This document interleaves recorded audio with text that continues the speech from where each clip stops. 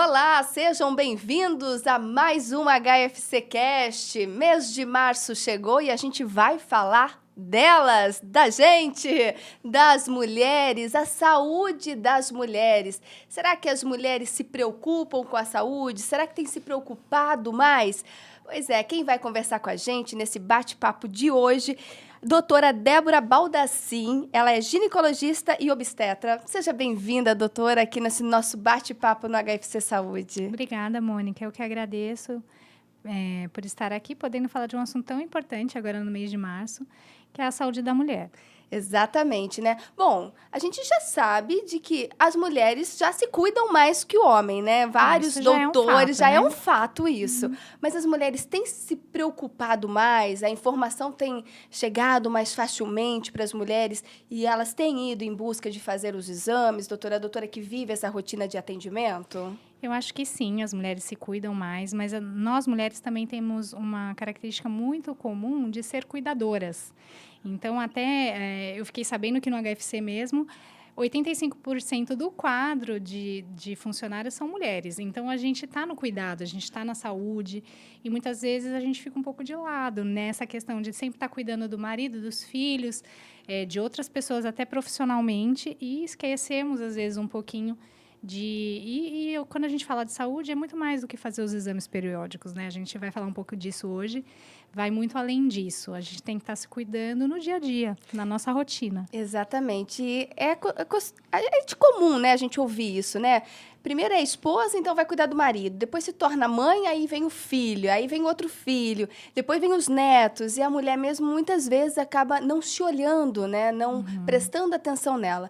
E antes até da gente falar da saúde, quando a doutora diz, né, dessa saúde integral, é corpo, é mente, é coração, é tudo, doutora? Tudo. Quando a gente fala em saúde integral, a gente está pensando no ser humano como um todo, né? Não tem como a gente se fragmentar. Então, saúde mental de um lado e corpo do outro, emoções do outro, é tudo conectado, né? Então, quando a gente fala de uma saúde integral, a gente tem que pensar em tudo isso. Então, no coração, nas emoções, na nossa mente, como está, no que a gente está comendo, no que a gente está vestindo. Tudo isso faz parte da saúde. Tudo isso reflete, né? Reflete. Nessa saúde da mulher. Mas a mulher ainda, eu falo por mim mesma, né? Eu trabalho fora, então né? Sou empreendedora, tenho todas as coisas para gravar, para fazer, mas ainda assim eu tenho dentro de casa, eu tenho marido, então tem que cuidar da alimentação, o que a gente pensar no almoço, então cuidar da casa de forma geral. E nem sempre isso é possível. Nem sempre isso é possível. Às vezes chega a hora do almoço, o almoço não está pronto ainda, porque não deu tempo de fazer, que eu estava trabalhando. E a culpa vem, né, doutora? Ai, as mulheres são especialistas em culpa. Exatamente. Né? E essa culpa pode adoecer, né? Sim. O que acontece é que eu acho que a gente vem num fluxo, assim, de perfeccionismo, né? Então, a gente hoje está inundado aí por redes sociais, estamos em uma aqui.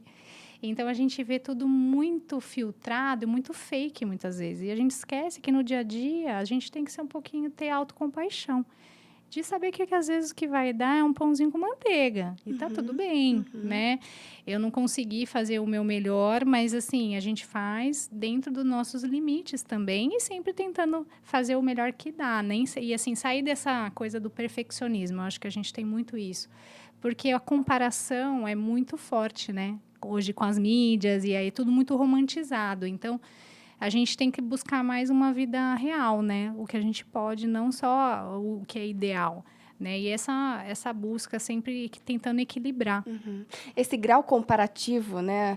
Ele tortura muitas vezes, né, a mulher, não só a mulher, mas ele chega a torturar, como você vê, né, o que está vendo ali na internet, que são fragmentos, né, são trechinhos da vida, e nem sempre são reais esses trechos, a gente fica se comparando, como que ela consegue e eu não consigo, dar conta disso tudo. A gente também tem uma sociedade que estimula muito a competitividade feminina.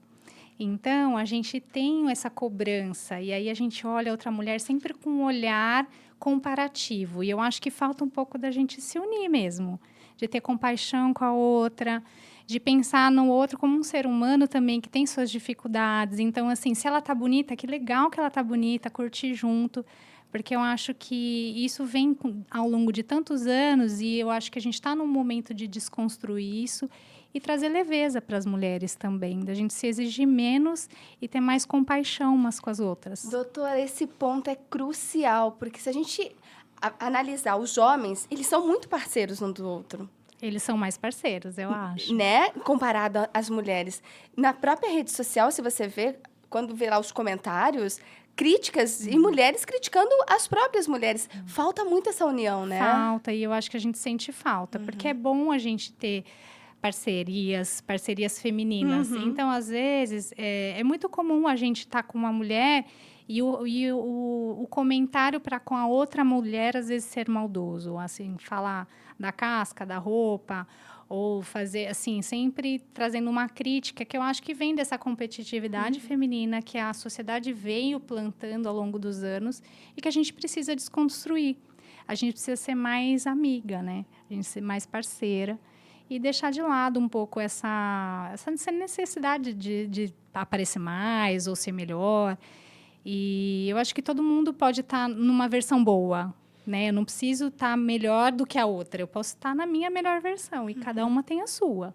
Né? Cada um tem as suas qualidades, né? Sim. É que às vezes, quando a gente fica comparando demais, a gente acaba se esquecendo de se olhar, né? De valorizar o que somos. E aí é a comparação, porque assim, eu não fiz o almoço, e aí sempre vem uma conversa, às vezes, com alguém que você acha que é nota 10, que faz salada de frutas todos os dias e tem aquela alimentação equilibrada. Então, quer dizer, a comparação é sempre no outro, mas vamos tentar se comparar com a gente mesmo, fazer o melhor dentro do que a gente pode com a gente mesmo, né? E a gente falando disso, a gente já começa a cuidar da saúde, né, doutora? Sim, sim, porque traz uma leveza e da gente tentar trabalhar a autocompaixão. Eu acho que começa por aí a saúde, porque eu tenho notado no consultório muita idealização, né? E muita necessidade de ter uma coisa perfeita. Às vezes, a gente quer chegar no consultório e ter uma pílula mágica para cada questão. Então, aí, isso tudo vai acabar afetando na nossa qualidade de sono, na nossa qualidade no trabalho, nos relacionamentos. Então, tudo começa com essa questão de como eu estou comigo. Eu acho que tudo vem daí. Da gente estar bem, né?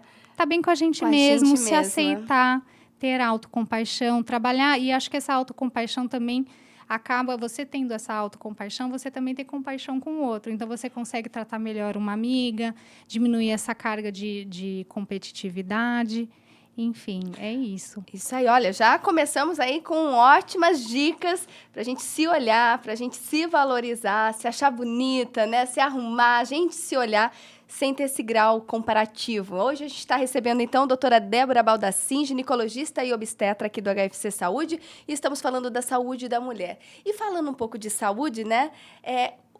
O que mais que a gente tem que prestar atenção, né? A gente falou desse, né, de maneira integral, né, corpo, mente, mas quando a gente fala, né, do nosso corpo, do nosso organismo feminino, o que a gente tem que prestar atenção, doutora? Que às vezes a doutora nota que as mulheres estão passando, né, não estão percebendo e não estão prestando atenção nesses detalhes. Eu vou começar falando com o tempo de tela. Ótimo. Porque eu acho que o tempo de tela hoje a gente está se perdendo nas telas. Então, o que eu vejo é que, principalmente essa geração 30, né, 25 para 30, e mesmo os mais velhos, às vezes a gente está numa conversa numa mesa, você fala uma palavra, a pessoa já vai no Google pesquisar aquela palavra. A gente está se perdendo nas relações por conta do tempo de tela. Então, se a gente não se policiar, a gente vai começar a ter relação só com o nosso celular, né, com o nosso iPad, enfim. Eu acho que é tempo de tela, e se eu pudesse falar uma outra questão, é a alimentação. A alimentação é super importante para tudo. Tudo começa com o que a gente põe para dentro. Então, não adianta eu querer ter uma qualidade de sono se eu ingerir vários alimentos estimulantes no período da noite, por exemplo. Então, assim, parece muito óbvio, mas na rotina, às vezes a gente está procurando um remédio para dormir e não está prestando atenção no que a gente está comendo. E tem muito dessa questão da alimentação, muitas mulheres, para dar conta de tudo, né, não se preocupa com o que vão colocar para dentro, né, de comida. E aí acaba com o quê? O que é mais fácil, mais prático, um salgado. Esses dias mesmo eu estava na manicure e ela com a agenda lotada, comendo um salgado e atendendo. Eu falei, e a alimentação? Não tem tempo. A gente deixa de lado, mas a gente põe na agenda o que é importante, né? Isso Então, aí. tem que pôr na agenda. A gente é importante, né? Eu estava falando agora no curso de gestantes que gestante tem que levar marmita, tem que levar a bolsinha térmica com fruta, porque se a gente for ver o que é fácil, né? Biscoito, pão, é sempre o que está ali no acesso fácil, é o industrializado, não é aquilo que vai trazer um conforto maior e vai afetar na saúde, não tem como. Então, são duas coisas que eu falaria para começar: tempo de tela e alimentação. E a doutora tem percebido, só para a gente concluir essa questão do tempo de tela, que as mulheres têm ficado muito na tela e isso tem gerado essa questão de comparação, da mulher não se sentir bem, não se sentir bonita, querer sempre o que a outra mulher está fazendo. Eu acho que a gente entra num perfeccionismo. Uhum. Porque é lógico que todo mundo posta o que é legal, né? Que é bonito, que deu certo. E tudo bem, mas isso não é o mundo real, né? E o mundo real está nas relações, está na conversa na mesa, está na hora que eu estou fazendo uma caminhada com minha filha. Então, assim, é esses pequenos momentos que vão dar leveza e vão trazer saúde também. Então, e muitas vezes o que a gente vê, às vezes você está num parquinho, os pais estão ali na tela enquanto a criança está brincando. Eu acho que a gente está sendo invadido por essa questão das telas que está empobrecendo os relacionamentos. É verdade, dentro de casa, né? A gente tem que prestar atenção e tomar esse cuidado. E aí eu linkei já com a alimentação, porque eu acho que a alimentação é um momento que a gente se une, né? Então, não é que a gente não vai usar as telas, lógico que vai, isso está no trabalho, isso está em todo lugar, mas tentar, talvez, colocar regras na mesa, não, né? Assim, ter momentos no final de semana que você desconecta, porque a partir do momento que a gente está conectado, está vindo mensagem, está vindo trabalho, está vindo Instagram, então isso faz parte da modernidade. A mente não para. A gente não para, e aí eu acho que a gente entra nesse nível aí de perfeccionismo, sim, por sempre estar ligado no que as pessoas estão postando. E todo mundo está postando o que é bom, que é legal, que ficou bonito. Quando tem uma fala que não está legal, a gente corta e faz de novo, né? Assim. Então, é um mundo que não é o real, não é o dia a dia, não é o olho no olho, né? Eu acho que é isso. Então, né, mulheres reais se perdendo aí para um mundo que não é verdade. E ainda falando de telas, né, de internet, nesse caso... não só mulheres, homens também, obviamente, a busca por informações na internet. Então, senti uma dor aqui, senti um aperto ali. Ai, vou pra Mônica, internet. isso é um problema. Eu vou para a internet pesquisar o doutor. O doutor Google. Eu falo que é um problema, mas também é bom. Porque eu acho que internet tem tudo de ruim e tudo de bom. Ótimo. Então, tem informações relevantes. Tem muitas pacientes que chegam para mim, doutora, já vi, e com informações corretas, mas nem sempre a gente tem o filtro para saber o que é informação correta e o que é informação incorreta. Tem informação incorreta também. Então, para filtrar isso, você tem que ter um profissional que te ajude, te guie. Não que você não possa buscar no Google uma informação. Isso é a gente criar um saudosismo aí até meio... Não tem como, vai buscar. Mas, assim, não ficar tão ansioso quando você vê uma coisa no Google, porque você não sabe exatamente o que você tem, né?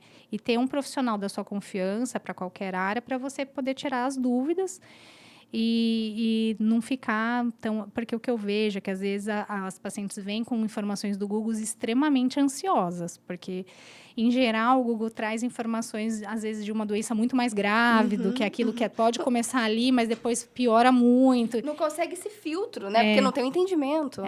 Essa questão de não ter entendimento. E é outra coisa que eu vou falar aqui, que eu acho que a gente está vindo numa geração que sabe muito de tudo superficialmente. Então, assim...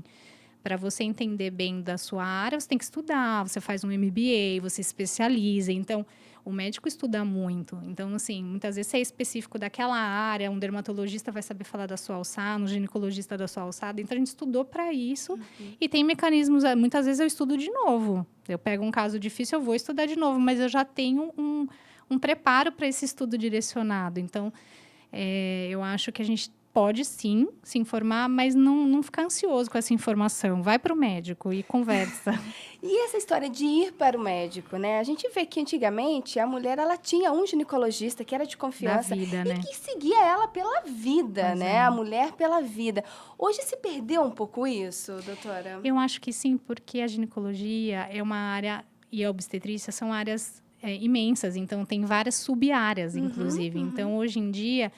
aquele ginecologista obstetra geral ainda existe, são os médicos mais antigos, mas a gente tem subespecializações também. Então, tem várias subespecialidades. Então, se eu tiver um caso hoje um caso de mama, por exemplo, eu vou encaminhar para o mastologista, porque eu não sou mastologista. Então, tem a sub-área, sim, mas o ginecologista, de um modo geral, vai saber te encaminhar para o profissional mais adequado para o seu caso, né? E as mulheres, elas têm ido ao ginecologista? Tem algum levantamento que mostre isso, doutora?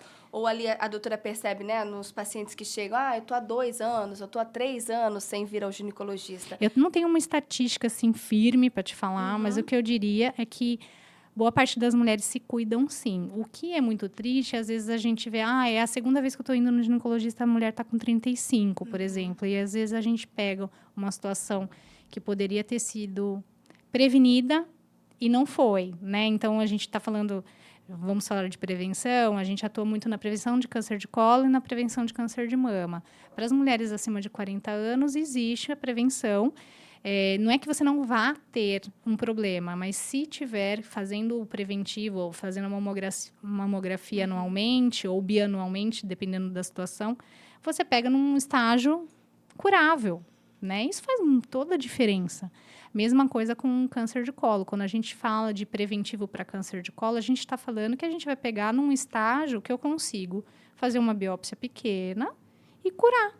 Né? Então, isso faz toda a diferença. Agora, uma mulher que fica 10 anos sem ir no ginecologista, ela perde, às vezes, esse timing e vai numa situação mais avançada. Isso que é muito triste. Então, assim, a satisfação de poder fazer um trabalho que previne isso é muito interessante, né? E aí, a conscientização. A gente sabe que no Sudeste, as mulheres se cuidam mais e a gente tem taxas de câncer de colo no Sudeste comparáveis a taxas da Europa, Estados Unidos. A gente vê que nos estados que a pobreza é maior, como, por exemplo, o norte, a gente tem uma questão mais frágil nesse sentido. Mais difícil das mulheres terem acesso aos exames. No Sudeste, a gente tem aqui em Piracicaba, São Paulo, são cidades que fornecem. A gente consegue isso via saúde pública e via convênio também. E quando a gente fala, né, de ir ao médico, ao ginecologista, a partir de qual idade? Acho que vale a pena a gente citar aqui, porque às vezes gera essas dúvidas, né? Vou deixar o ano que vem eu vou, ano que vem... eu acabei de completar 20 anos, não preciso ir. A partir de qual idade? A partir, né, quando começa a ter relações sexuais, que a mulher deve procurar ginecologista? Qual momento, né? Isso. Tirando questões específicas ginecológicas que o pediatra pode encaminhar a mulher, a partir da primeira menstruação é tempo de ir no ginecologista. Por quê? A menina, quando ela menstrua, ela tem várias questões para serem conversadas em relação a cuidados íntimos, tipos de absorvente, cuidados mesmo com cólica menstrual, que pode ser normal ou não. Então, toda essa conversa já começa a partir daí, ensinando mesmo o autocuidado, já conscientizando sobre como que é a questão de como que fica grávida, por que sexualidade, tudo isso eu acho que a partir da menstruação tem que ser conversado, a mãe pode levar a menina nessa fase.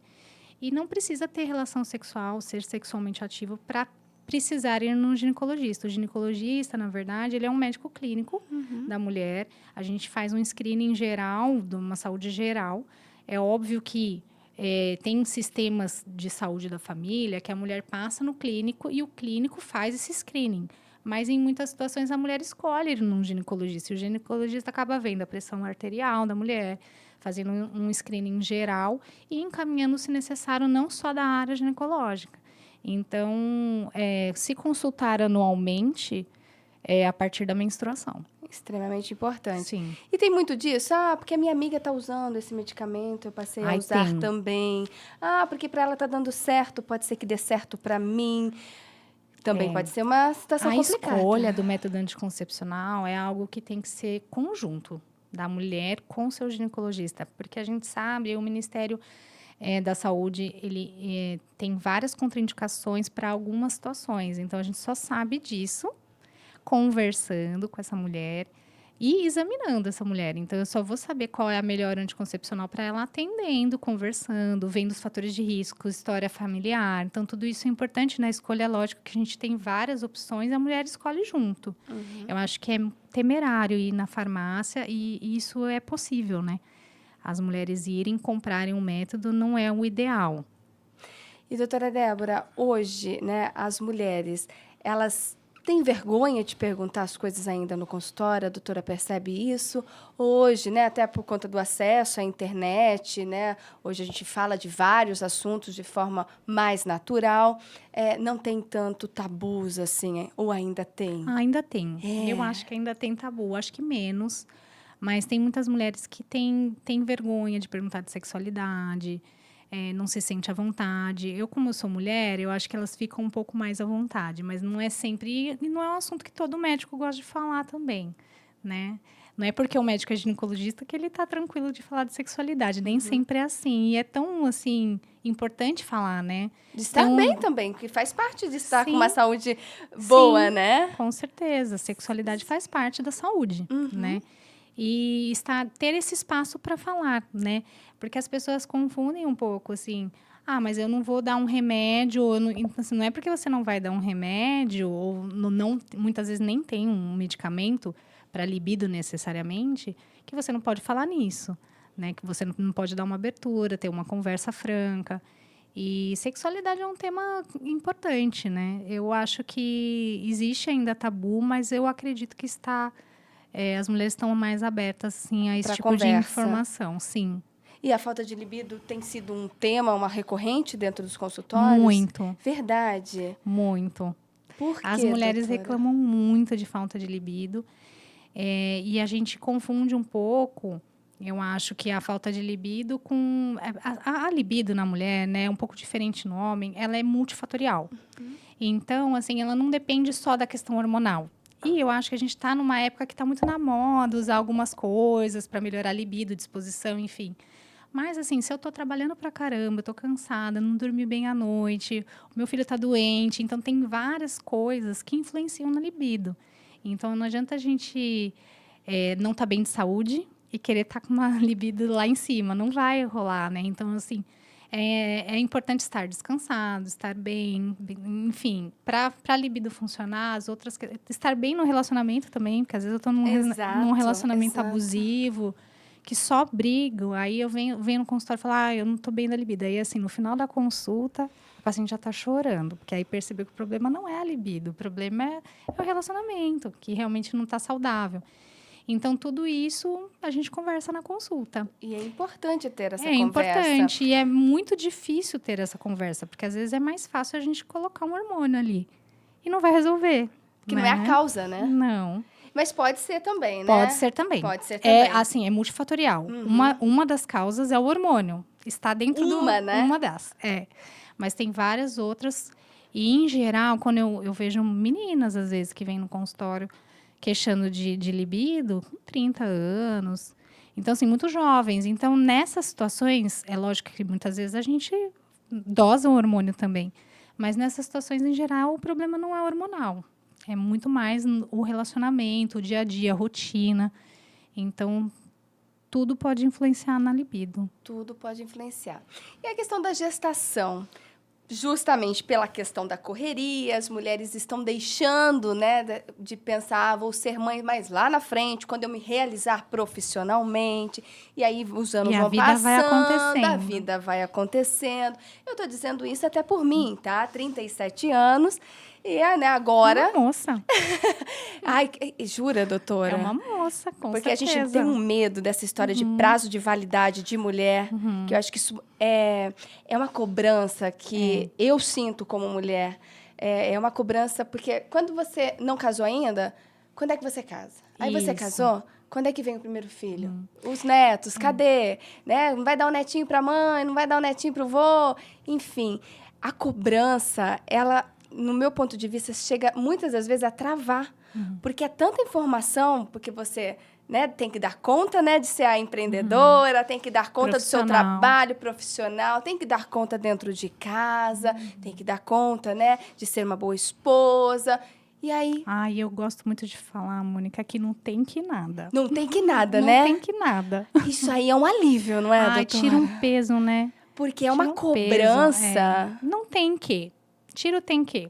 A gente faz aquilo que a gente se vê motivado e que faz sentido E na que sua dá vida. também, né? É. Porque tem horas que... Faz sentido ser mãe nesse momento? Se sim, vamos lá.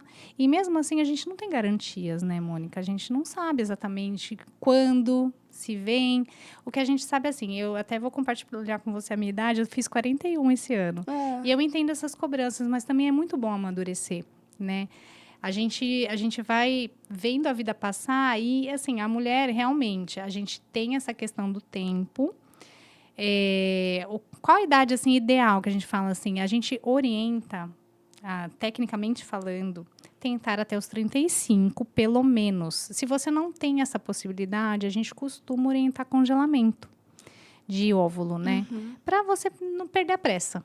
Tipo, se não é esse momento e de repente é amanhã, eu tenho um material congelado. Essa é uma orientação que a gente tem dado nos consultórios. E é muito difícil a história do congelamento? Não é, Porque quando a gente ouve falar, a gente acha que é algo, né, muito complexo, inacessível. Não é coberto pela rede pública. É necessário um estímulo ovariano e um procedimento que não é de alta complexidade, mas precisa fazer uma punção ovariana. Então, é um procedimento relativamente... é um pouquinho invasivo, sim. Não é super simples assim. E precisa pagar um valor anualmente, eu não sei te falar o valor, para deixar congelado o material. Mas é uma solução para as mulheres que não têm essa pressa e querem decidir mais para frente de ter ou não. É uma opção que existe, né? Nem sempre é viável. E, assim, a natureza fez a mulher para ser mãe... preferencialmente numa idade até 40 anos. A gente sabe que tem mulheres que são mães depois disso. Eu falo que não tem nada que não pode, né? Mas os riscos são maiores com o avançar da idade. Então, assim, uma mulher que engravida com mais de 40, ela tem mais risco de diabetes gestacional, hipertensão. Não significa que ela vá ter, né? Mas ela tem mais risco, sim. É uma atenção maior. É uma atenção maior que a gente vai ter que ter. Mas eu acho assim, não tem que ser pesado. Se não está no momento... tudo bem. E também não tem problema não ter, né? Essa obrigatoriedade que eu acho que é o problema. Também não tem problema não ter filhos. Eu acho que isso tem mudado, né? Nos dias atuais, assim, quando a gente fala... toda mulher tem que ser mãe, né? Ou tem que ser mãe. Tem que ser esposa, porque tem que ser... antigamente, né, já se esperava. Casou, já se esperava. De 1, 2 anos, já está grávida com filho. E eu acredito que essa realidade, nos tempos de hoje, assim, mudou. Eu acho que a gente está evoluindo e acho que faz parte do respeito ao outro ser humano, respeitar as decisões, né? É lógico que aqui eu, como obstetra, que eu amo fazer parto e eu sou mãe também, não vou assim... maternidade é algo maravilhoso. Eu acho que a gente nunca pode desvalorizar isso. Às vezes até existe uma tendência, não, já teve muito filho. Eu acho que a mulher que tem filhos... a mãe, né? Eu acho que isso é por isso que a gente está aqui, né, gente? Exatamente. Senão não estaríamos aqui. É importante, sim, mas eu acho que não é para todo mundo. E assim, se não tem que. Se não está no momento, não rolou, às vezes você não está com uma parceria legal. Eu acho que ter filhos de qualquer jeito é irresponsável. Então, a gente tem que saber o momento e cada mulher vai ter o seu. E é uma baita responsabilidade, né? Eu nunca nem fiquei gestante, né? Mas eu acredito que é uma transformação na vida da mulher, não é, doutora? Muda tudo. Muda tudo Muda mesmo, tudo. ou isso é um mito, né? Muda. Muda. Tem que ter essa preparação para a mulher mãe?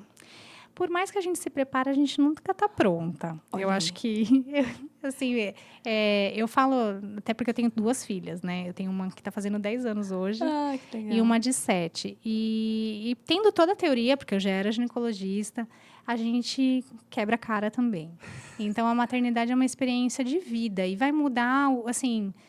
e é muito difícil, porque a mulher que é muito profissional vai sentir. Porque a gente precisa desacelerar um pouco. Se você não desacelera, você se sente culpada porque também não ficou com a criança. Aí você também fica culpada porque você não alçou tudo que você queria profissionalmente. Então, é uma decisão difícil, assim. Eu acho que é a melhor coisa da vida. É aquela coisa, padecer no paraíso. É isso mesmo. Mas é assim... Mas é quando muda essa chavinha, né? Então, agora sou mãe, Ah, né? sim. O O preparo, né? Eu acho que preparo, tudo que a gente falou aqui já tem a ver com preparo, né? Saúde mental, o cuidado com essa o mãe. autocuidado, eu estar bem, eu estar me alimentando bem, eu estou fazendo atividade física, que a gente não falou ainda, mas Vamos é uma falar. chavinha também importante, eu estou bem. Eu preciso ir no ginecologista fazer uma consulta pré-concepcional. Essa consulta é uma consulta que a gente faz na anamnese, faz perguntas importantes para uma orientação e pede alguns exames específicos, perguntas sobre atualização de vacinas. Então, existe esse cuidado médico, sim, quando eu vou tentar engravidar. Algumas vitaminas que a gente já orienta a começar a tomar. Então, é importante procurar o ginecologista, sim. É importante. E essa questão dessa mudança também, eu vi outro dia uma cena né, na internet em que a mãe, né, no caso a avó, estava dando um copo de água para a filha, que tinha acabado de ter o neném, e todo mundo em volta do neném, né? Então, a atenção se volta para esse bebê que chegou na família. E essa mãe, muitas das vezes, acaba ficando esquecida, cansada, noites, né? A cobrança da amamentação também, que nem sempre é fácil para a mulher. Como é que lida com isso? Ai, olha, é uma educação da sociedade, das famílias, né? Porque eu falo assim, é cuidar da mãe, que a mãe cuida do neném. É isso, né? Toda a nossa rede aqui de cuidados com a mulher, até assim, é ensinar a mãe cuida.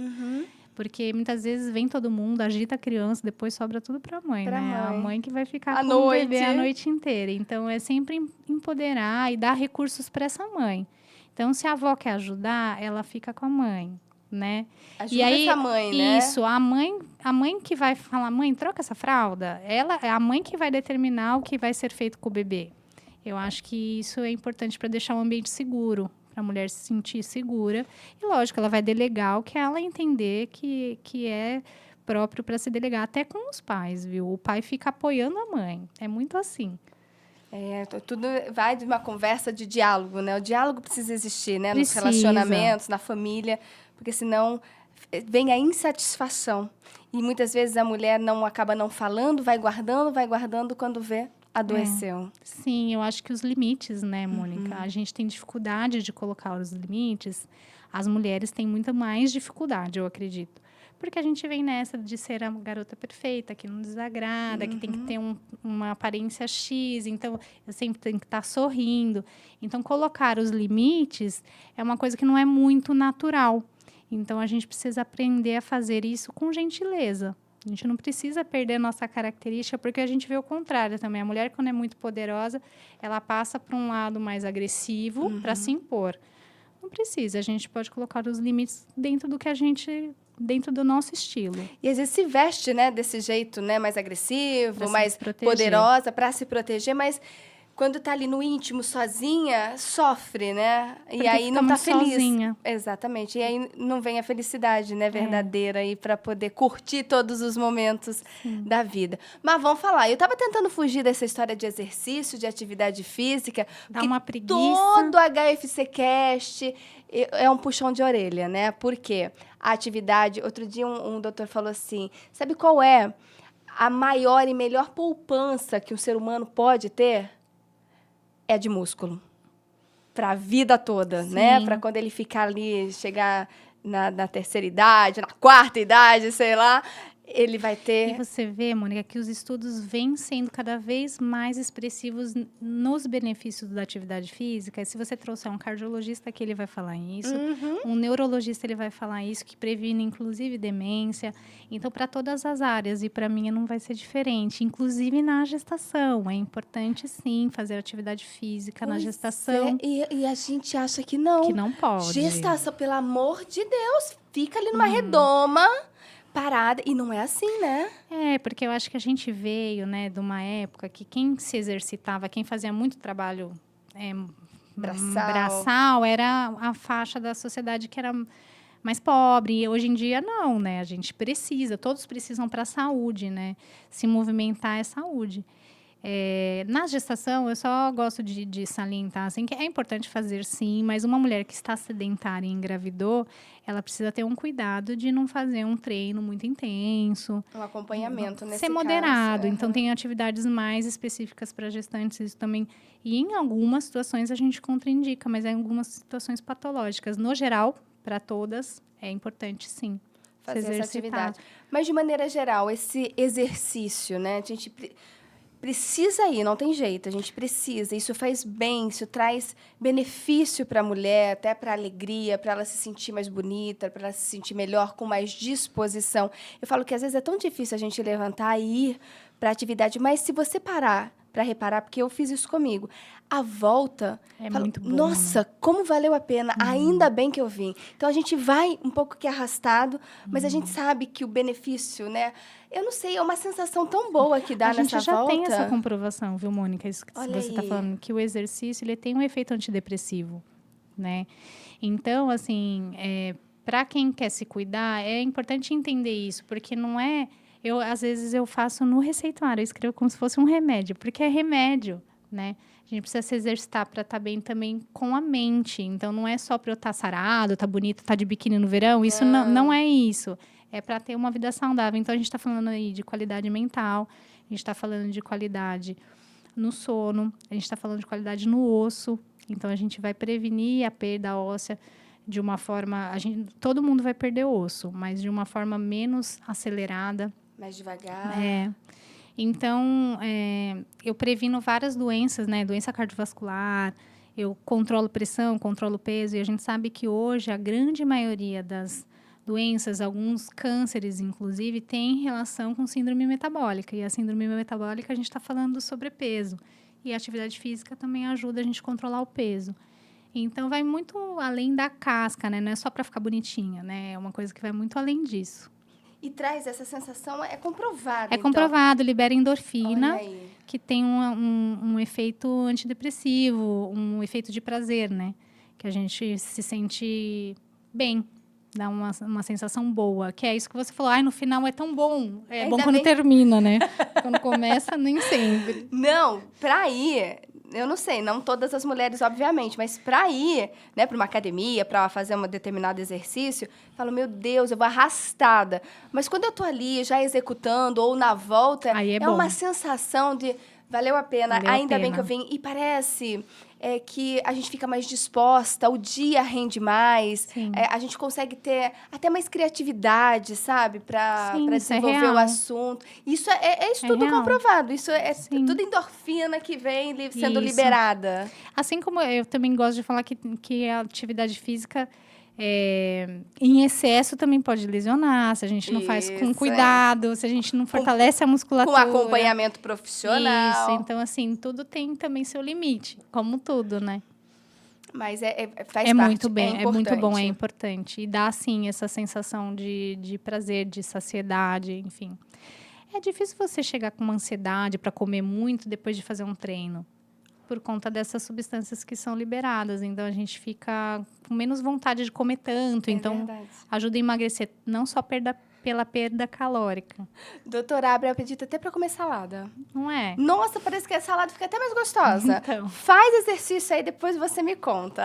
É necessário. E aí, às vezes, assim, é tão difícil, né? Porque, às vezes, é difícil colocar na nossa agenda, né? Então, não tenho Isso. tempo. É sempre a questão do tempo. A gente põe na agenda o que é importante. Então, se você não tem tempo, eu costumo falar para as pacientes, olha, você não consegue, paciente que usa ônibus, né? Você não consegue descer 2 pontos antes?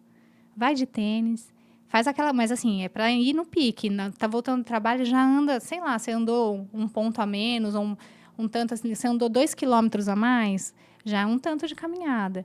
Então, assim, tentar fazer o que é possível, né? Fazer o que é possível é melhor do que não fazer nada. Então, assim, eu tenho 1 hora de almoço, eu consigo, em algum ambiente, sei lá, tem algum lugar que tem sombra para eu caminhar 15 minutos? Então, dentro do que a gente pode. Não é sempre que a gente consegue fazer... Trocar o elevador pela escada, se possível. Subir de escada. Então, assim, se eu estou fazendo... E não precisa, a gente fala para a gente sair do sedentarismo, são 150 minutos por semana, né? Mas eu não preciso fazer 30 minutos todos os dias, os 30 minutos não precisa ser ao mesmo tempo. Posso fazer 10 de manhã, 10 no almoço, 10 no final do dia. Então, assim, e lembrar daquela caminhada que dá aquela canseirinha, não andar devagarzinho. Eu tenho que aumentar um pouquinho a frequência cardíaca. Colocar o coração para... Porque a gente tem que também entender que, às vezes, o que a gente consegue na nossa rotina. E, assim, e vai ajudar. Mesmo sendo... não consigo pagar uma academia. Eu não consigo fazer uma aula de natação, mas eu consigo andar. Acho que andar todo mundo consegue. E eu acho que quando a gente vai buscar esses meios para integrar esses benefícios, né, como o exercício físico na nossa rotina, ele não se torna pesado. E digo isso pela alimentação também. Porque muitas vezes a gente quer fazer dieta, a gente quer emagrecer 5 quilos em uma semana, e aí a gente começa, né, vai querer fazer... Quero tirar tudo. Hoje, essa semana, eu cortei tudo. Coisas tudo. radicais, Radicais, né? Cortei tudo. Aí, vem a tristeza. Eu digo isso por experiência própria. Quando, não, eu quero... Dessa semana, eu não vou colocar... Eu amo doce. Vou colocar um doce na boca. E não é assim, tudo tem que ter equilíbrio. Eu fui aprendendo com o tempo, nesses 37 anos, né? Eu ainda estou aprendendo muito, mas a gente vai aprendendo que não precisa ser um fardo, né? Algo muito pesado, seja a atividade, seja a própria alimentação, a dieta, né? Tão restritiva. Vamos começar com o que eu consigo, né? Então, hoje eu vou fazer uma lancheira, eu vou levar uma fruta, eu levo uma saladinha ali para complementar, toma mais água. Então, coisas acessíveis, né? E sair um pouco dessa idealização. Então, assim, de repente, você quer virar uma chavinha e fazer totalmente diferente do que você está acostumado, do seu gosto. Né? E aí, a gente tem profissionais também na nutrição que podem nos ajudar a dar ideias, que eu acho que a gente fala muito do que não comer, mas a gente não sabe o que comer, né? A gente corta tudo, de repente, você não tem opção de nada, né? Então, a gente tem profissionais para ajudar nisso também. E ajuda muito sim. A gente entender. Às vezes, a gente coloca... Porque a gente vê na internet, a gente ouve a amiga falar, não pode comer pão. E muitas vezes você pode, dependendo da sua dieta. É aquele radicalismo. Aí você corta toda a farinha, né? E às vezes é o que tem. Né? É o que tem, mais fácil, mais prático. E aí, às vezes, fica sem comer... Né, o radical aí, porque não pode comer a farinha, e aí porque não teve esse acompanhamento, né, essa informação correta. A gente precisa de equilíbrio, né? Equilíbrio e bom senso, Mônica. Acho que sempre vai por aí. A gente começa com o que a gente consegue e, aos poucos, procura ajuda profissional sempre e tenta encaixar na nossa rotina. Doutora, nosso bate-papo vai embora se a gente deixar, né? Tá muito bom. Que gostoso. É muito bom a gente poder falar da gente, né? Da mulher em si, pra gente se olhar um pouco. Mas se a gente pudesse, doutora, né? Perguntar aqui pra doutora 3 pontos, né? A gente começou falando lá na questão da alimentação, mas 3 pontos para eu me olhar, né? Na questão até mesmo de doença mesmo, para eu ficar atenta, né? Como mulher. O que eu tenho que ficar atenta, né? No meu corpo, no meu dia a dia, para eu ter uma boa saúde. Eu vou voltar um pouquinho, que eu falei, vou falar de novo da alimentação. Tempo em tela, né? Qualidade nos relacionamentos, que tem a ver com tempo em tela. E atividade física. E o corpo, doutora? O corpo, ele reclama. Se tem alguma coisa, a gente tem que estar atento aos sinais que o corpo emite pra gente? Ou nem sempre, né? E os sinais e sintomas são, sim, importantes. Mas eu acho que a gente não precisa esperar desconfortos para se cuidar. Porque, às vezes, a gente tem essa ideia de que eu vou sentir alguma coisa, né? Então, muitas vezes, assim, mas eu não sinto nada. E, muitas vezes, as doenças silenciosas são as mais preocupantes. Então, não precisa esperar sentir. Então, muitas vezes, a mulher só vai ao médico quando está sentindo alguma coisa. E isso eu acho que é um pouco equivocado. É lógico que a gente tem que sempre estar se olhando. Se tiver sintoma, vai procurar também. Mas eu acho mais fácil a gente se cuidar quando tem sintoma. E, muitas vezes, a gente tem que se cuidar antes do sintoma. E essa aceitação, né, que a gente fala da internet, tem tanta cobrança, a aceitação do corpo mesmo, né, a idade avançando, o corpo vai se transformando, né, ou quando você é mãe, o corpo também se transforma. Muda. Essa aceitação, isso também pode ser prejudicial se não tiver um bom entendimento, se você não estiver bem consigo mesma nessa aceitação? Eu acho que a gente se aceitar fala da nossa autoestima, fala de quem nós somos, né, do nosso protagonismo, de eu não querer ser a menina que eu fui com 20, porque não faz sentido, né? A gente vai mudar. E faz parte da vida essa mudança. Eu acho que cada fase é muito bonita e cada fase é especial. A gente vai ter... Hoje eu tô com 41, amanhã eu tô com 50, depois 60. E cada fase tem sua beleza. Encontrar beleza em cada fase. Eu sou um pouco...